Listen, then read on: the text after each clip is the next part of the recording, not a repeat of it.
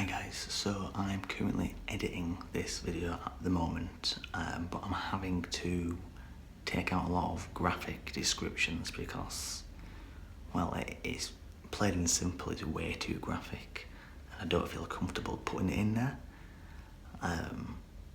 but there are articles online. If you were to read up, you'd pretty much find out the details, but I'm not going to put it in this video. So I hope you enjoy this heavily censored version of a documentary. Alright, enjoy.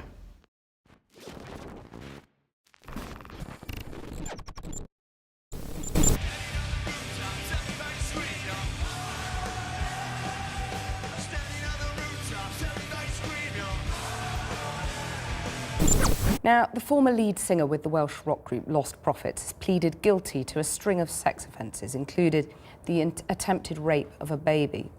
Cardiff Crown Court heard that Ian Watkins was seen on video abusing a child and that he'd spoken of plans to get a baby hooked on hard drugs by blowing crystal meth smoke into its face.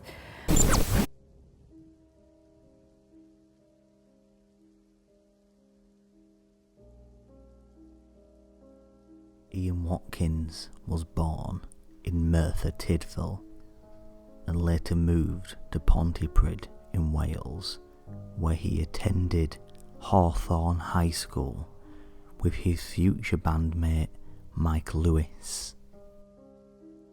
He completed a degree in graphic design from the University of Wales, Newport, graduating with first-class honours. The band Lost Prophets were formed in 1997. 3 years later, they recorded their debut album.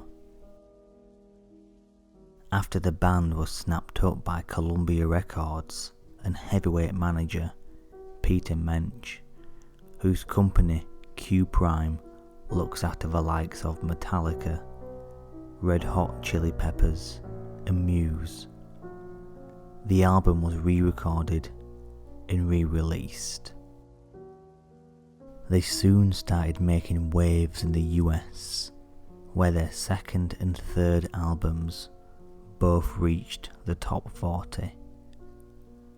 They reached their commercial peak in the UK, where their third album, Liberation Transmission, went to number 1 in 2006. They also had 2 top 10 singles, Last Train Home in 2004 and Rooftops 2 years later in 2006. Lost Prophets were named the best British band at the Kerrang Awards for 2 years in a row in 2006 and 2007. Ian Watkins is heavily tattooed, with piercings and a goth-influenced dress sense. He led the group as they sold out arena shows and attracted huge festival crowds, peddling angst and rebellion and a punk meets skater boy image. Lost Prophets attracted many disenfranchised young fans. Their last album, Weapons, came out in April 2012, just 8 months before Ian Watkins was arrested. On the 19th of December 2012, Ian Watkins was charged with conspiracy to engage in sexual activity with a 1-year-old girl and with possession and distribution of indecent images of children and extreme animal pornography. He was remanded in custody, as were his 2 female co-accused. His barrister, said that Ian Watkins would deny the accusations. On the 31st of December, he appeared at Cardiff Crown Court via a video link from HMP Park in Bridgend, and he was remanded in custody until the 11th of March 2013. The case was adjourned until May, with a trial date set for the 15th of July. At a hearing on the 3rd of June, he denied the charges via a video link. On the 6th of June, it was announced that the trial would now start on the 25th of November and was expected to last 1 month. On the 26th of November, Ian Watkins pleaded guilty to attempted rape and sexual assault of a child under 13. He further pleaded guilty to 3 counts of sexual assault involving children, and 6 others taking, making, or possessing indecent images of children, one of them possessing an extreme pornographic image involving a sex act on an animal. Ian Watkins' victims included a baby boy, and he sent a text message to the mother saying, "If you belong to me, so does your baby." South Wales police investigation into Ian Watkins was codenamed Operation Globe. This required the cooperation of the GCHQ to decrypt a hidden drive on his laptop, which was found to contain video of his abuse. A sentencing hearing was held at Cardiff on the 18th of December 2013.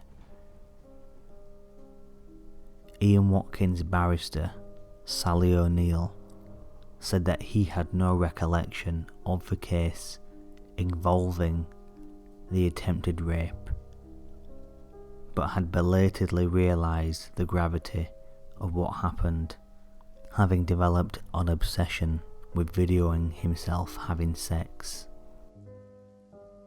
Mr. Justice Royce sentenced Ian Watkins to 29 years in prison, followed by 6 years of supervised release.